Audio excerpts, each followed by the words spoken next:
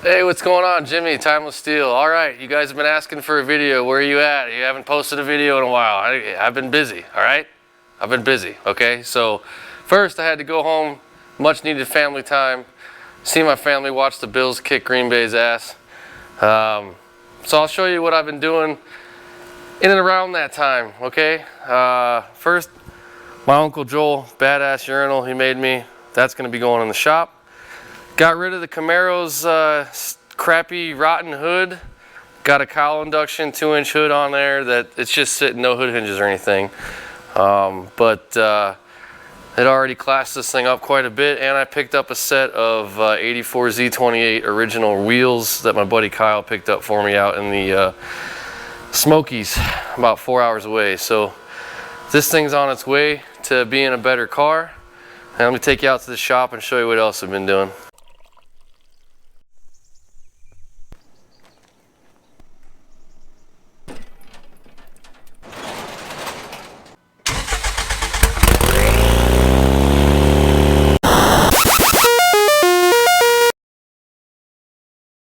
Alright, so the point of this video is dyno prep week, but the Mustang, I know you guys are asking where's episode 3. I got to finish the brakes, but the suspension is essentially done. I had to wait on a couple of fittings for the rear that just came in. I got to replace the booster and the master, and then we're going to drop the transmission, replace the clutch. That'll all come in episode 3. I got a new floor pan in for the 65 because I'm going to be starting on this bad boy once we get done with the Ecoboost dyno and road tests and all that good stuff. So now that brings us to this. As they say, I've got a long way to go and a short time to get there. We're taking this thing to Baltimore next week for full chassis dyno, and I got a whole laundry list of things I got to get done. The car's essentially ready. I've got to adjust the suspension. I want to bring the front end up a little bit more, and I do got to finish a couple electrical things, but the car's essentially ready to go to the dyno. I'm leaving all the compartments and everything off for easy access. And then, but more importantly, I got a whole bunch of stuff to get the truck ready, get the trailer ready. I've got some Timken SCS suspension, rear bump stop spring replacements, anti-sag basically for the F-150, and then I got a whole bunch of parts here for the trailer. My trailer's looking a little sad. Now I can't really complain, I got it for free from a family member, but it needs a lot of work before we hit the road. So first things first, I ditched. This thing had 3 different tires on it and 2 different size tires. So now it's got the same tires all the way around. They are 205/75/15 radial trailer tires, so it'll actually sit level and not just ride on its ass. All the bearings are shot. These are all agricultural style hubs, old school steel wheels. So I've got all new bearings, all new seals, all new dust caps. I ripped all the wiring off this thing because it looked like a 3-year-old did it for a kindergarten project, and I ripped an old seized winch off of it. I'm gonna gut the electric brakes that are long since expired and not worth upgrading. I'm gonna rewire the whole trailer. I got a winch from Hobo Freight. I'm gonna put up here. I'm gonna cut this terrible jack off and weld a new jack on, and then she'll be ready to hit the road. But man, I got a lot of stuff to do. I might even do a little bit of that Rust-Oleum shine treatment. So stay tuned. I've got about 4 days to do about a week's worth of work, but we're gonna get there. Well, like I said, I got a long way to go and a short time to get there. So I called in my neighbor Dennis some reinforcements. My friend and neighbor Dennis, he's always helping me out. But we got all the wheel bearings packed and mounted except for the left rear wheel. I got the bearings from Rural King, which is a chain in Tennessee that's kind of like Tractor Supply, and the outer races were just a little bit too big, so I got to get another bearing set for this wheel because I had to reuse the outer race on the back bearing, and this one was just too grooved. It'll just destroy the new bearing, so I got to go find that race tomorrow in town. But anyhow, we gutted This thing's got to be from the 70s, these old agricultural hubs, just because it's right hand threaded studs on this side, left hand on the other side, and just the way these hubs are. The electric brakes that were in here were so old, and it was just easier to take them off. I'm not going to invest the money into trying to fix that old system, so we just ditched the brakes. But man, the trailer's a million times better already. So got a pile of garbage over here that's already come off of this thing. All new bearing seals and dust caps. So tomorrow I'll go find a bearing for that side. I've got a jack to weld on, I've got a hoist to weld, or a winch to mount, and then all that's left really is rewiring the whole trailer and putting lights on it. I got some LED lights here, just some brake lights and some amber lights. I got another set of amber lights and a whole bunch of reflectors, and basically I'm just going to put an amber light on the front and the back on each side, new brake lights, and I'm going to have reflectors all around it so that people can actually see this thing. But it's got all 4 tires now are the same size. Cool thing about this trailer is it's a homemade trailer by a dirt track racer, and the guy built it, so I was told, so that he could just drive right up on the trailer at the track and service his car. So when this thing's on the ground, it's like super low, so it's perfect for this shop and driving low cars on there. About the only thing I want to do to it after this is mount some fenders to it, but I got a battery box coming for the winch, and I'll probably end up putting a little front mount storage, like bed box type of thing on there for straps. And then the last thing I'll do is there's a couple of bad welds on this thing that I need to address and reinforce. So this is the big hurdle for dyno. I got about a 12-hour drive to get to the dyno, so we got to make that work. And then truck needs an oil change. I got to mount these timber and suspension upgrades. But that's it for today.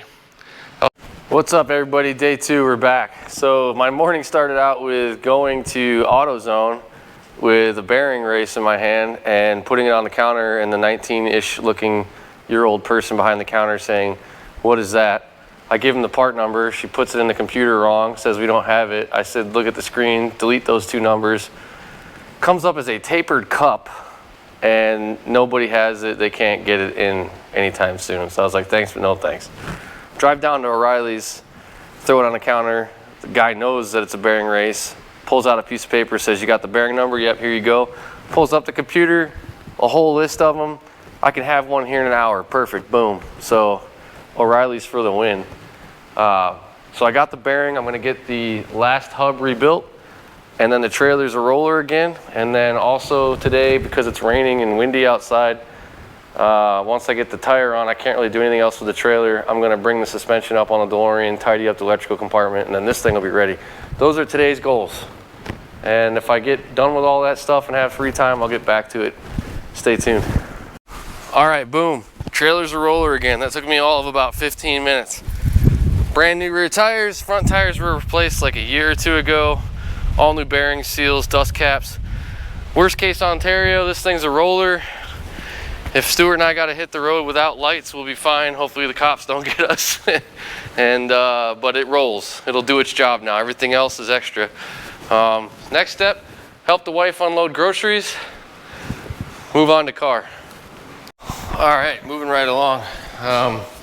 Suspension's adjusted, done. It'll settle a little bit from where it's at, but I think that after the 5 million adjustments I've done, this will probably be where it sits. I noticed when drifting, I don't want to say drifting, I haven't really done that yet, but when testing the parking brake and I did a 360 donut that I didn't have on video, I was rubbing here, so I put just 1 full turn on the back. I brought the front end up 2 full turns because I was still cutting tires. But I'm leaving all the panels off so I can access fuel, brakes, anything. I don't want any issues on the dyno, and if I do have any issues on the dyno, I'm not driving 12 hours to not be able to fix it on the spot. But I just wanted to show, so some of the other things I got going on that I had to fix. I told you guys I had some electrical stuff. So Pay attention, DeLorean owners, because I've seen some swap cars with some super questionable wiring, and this seems to be the spot that even I'm guilty of just being lazy about finishing. It's the final details. But there's some stuff that I got to handle here, like I deleted a lot of relays, I deleted any fuses I wasn't using, I deleted a whole lot of harness. But these little relay blocks are held on with sheet metal screws to this panel. You can see that's just floating, no bueno. I deleted all the radiator fan and HVAC wires.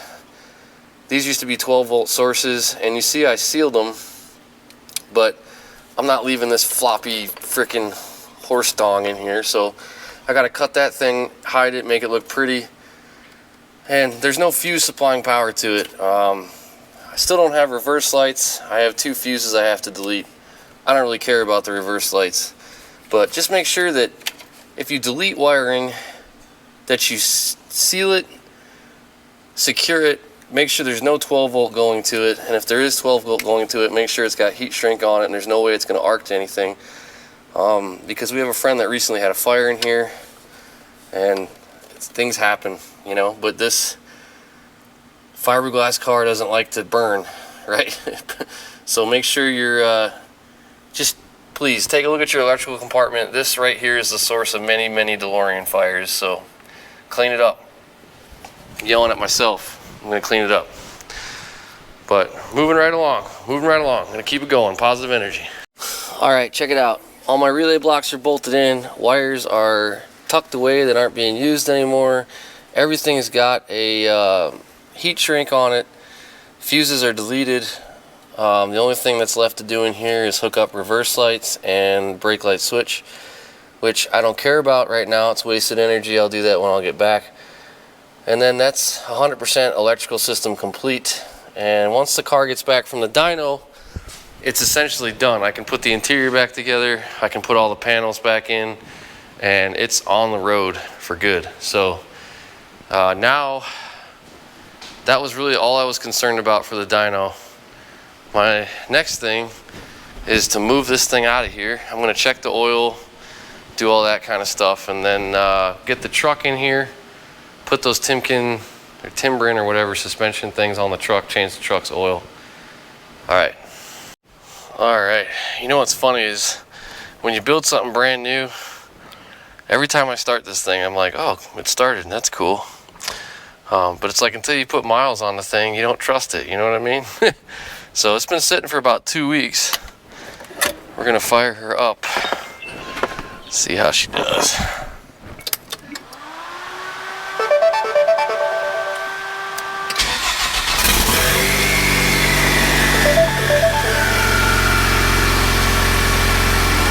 Oil pressure, coolant temps coming up, lambda system's working, so I'm not seeing anything that scares me about the dyno, so I'm gonna move her out of the way here. Put her in the garage so I got room to bring the truck in. And strike this one off the list. Car's ready to go, it's out of the way in the garage. Wife needs the truck, so I'm gonna go start working on the trailer again, and then when she comes back with the truck, I'll start working on that. I got the whole trailer wired. Everything's roughly ran and mocked up. But I added an amber on each corner. I put some reflectors on the side. I've got brake lights, I got reverse lights, my hazards and turn signals are working. I even put some red reflectors on the back. It's getting ready to storm, starting to rain now, so I'm just gonna pick up what I got and finish all the connections and stuff probably tomorrow. Starting to feel stupid, so I need to eat. So I might be calling it for today. I don't know. I might start working on the truck. We'll see. Stay tuned. Well, I didn't get food. I finished the trailer, wiring at least. So I got rear ambers, front ambers, rear side reflectors, and rear red reflectors. Turn signals work, reverse lights work, hazards work, which none of those things worked before. It just basically had full-time brake lights. So the way this trailer's built, I didn't really have the opportunity to hide wiring, plus I want to be able to service it on the road. But everything is sheathed, zip tied, soldered. Well, let's be honest. It's a combination of some of my best work and some of my worst work, but it's gonna work. And I give those rear ambers to the first Buc-ee's I stop at before they stop working, the first time I drag the ass onto the trailer. But they're gonna affect me about that much. Good morning, all you beautiful people. It's game day. Go Bills.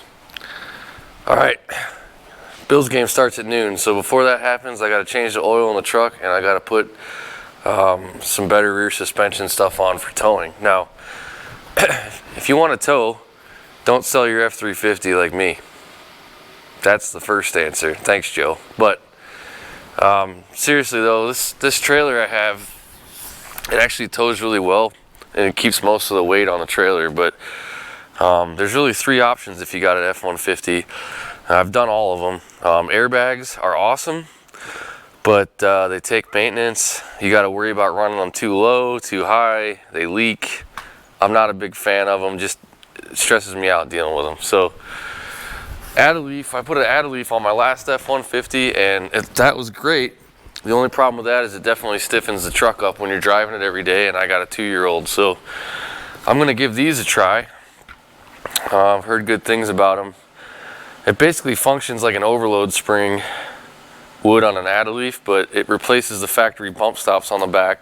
It's supposed to add 1,000 pounds of payload. Basically, if the truck sags, these come down to a plate, and then it's a progressive spring inside that rubber cone.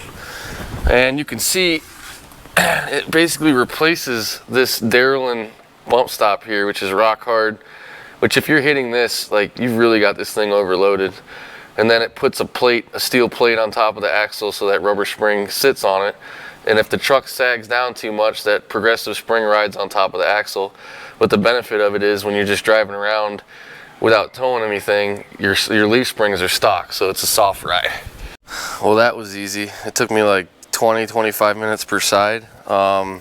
Nice kit. The part number is FR1504E. For the Timbren SES rear suspension upgrade. It's supposed to add about 1,000 pounds of payload. Here's the tools you need. Basically a 13mm on a shorty extension to take the old bump stops off. A 17mm to put the new brackets, a wrench to put the new brackets on, and a 15mm with a small impact to, you can even use just a regular hand ratchet to put the leaf spring shackles on. So I'll show you here. It's a pretty sweet setup. Get some light on so you guys can see. So the old bump stop used to come down to like right here. You take the old bump stop off with a 13mm, you put this new bracket on with a 17mm, and then it's a rubber puck and then the actual spring with one long 17mm bolt, and then there's a flat shackle plate here that's actually indented to fit up against the U-bolts for the lease packs. And then it's just two 15mm nuts and a U-bolt retaining bracket, basically. The only thing I complain about this kit is they painted everything but the U-bolt bracket on the bottom, which is kind of lame. But you can see how much closer it is to the axle. Can't even get 2 fingers under it. So that's a super easy, cheap. I think this was like less than $100. I'm not sure. I got it from Stage 3 Motorsports. They even have a little install video on their page if you want to watch the installation process. All right, oil's changed. So all the critical stuff I need to have done to make the trip is done. Now I'm in bonus territory. So somebody did some terrible stick welding on this back ramp. You can see that weld is bad, so I'm gonna weld up these ramps, try to fix the cracks. Maybe it's because I have the threat of a Bills game on my shoulders that I'm just moving today, but I'm cruising right along. So I got to looking under these ramps, and they're really not built properly, and I don't have the steel to reinforce it and fix it in the time that I have. So I just ground down this dude's booger welds and booger welded the cracks over top of booger welds on all sides. But the ramps are solid now. They will crack again eventually, but like I said, once I get some angle iron to put under the ramps and reinforce them when I have time, another time. I also, I went ahead and welded this jack on, and it's not the most ideal place, but it's way better than the other jack, which is bolted on here and it bends out 60 degrees. Plus, I wanted the jack over here. It's not going to get in the way of the truck, and it gives me plenty of room to mount a winch right here. I got to cut this plate off, cut this jack off, and then the next step is to weld the winch on, the mounting plate on. And then the only other thing I got to do after that is I had to cut these wires for the amber lights. I got to resolder those, and then I'd like to also mount a battery box on here if I'm able to get all that done in time. Stay tuned. About an hour till the Bills game, so I'm starting to clean up my tools and everything. But I got everything done that I wanted to do. I went ahead and winch is installed, rollers installed. I got the cable pulled out for now. The only thing I got left to do on this trailer, I'm going to finish tomorrow, maybe this afternoon after the game, but I got to actually mount the battery box. I just bashed down that old winch plate to put some meat under it. Might even just ratchet strap that bad boy on there, but this trailer is a much better trailer now. Got a solid jack, got a winch, got all new wheels and bearings, got some new tires, all new wiring. So I think we're gonna call it here. I'll be loading this up tomorrow and then hitting the road probably late tomorrow night, early the next morning. So stay tuned, because I'll be documenting that whole trip, and in about a week I'll have a video for the dyno. The Ecoboost is obviously, like, I'm not going for crazy power numbers, but my goal I kind of want to get is about, it's supposed to have a 350 horsepower crank tune in it. I'd like to see 300 at the wheels and just a reliable tune. And I built that thing to drive it road trips, so I don't want to blow the ringlands out of it, even though I probably inevitably will. So anyhow, thanks for following along the last couple days. Stay tuned. We'll see you after the dyno. Okay, hold on. Don't go anywhere yet. I forgot to show you guys what makes this trailer so awesome. Lowrider. That's with no weight on it. And when the car sits on it, it sits perfectly level. Truck doesn't dip or anything. So alright, well, I'm going to load up for this trip, and you guys will hear from me in about a week. We'll see you next time.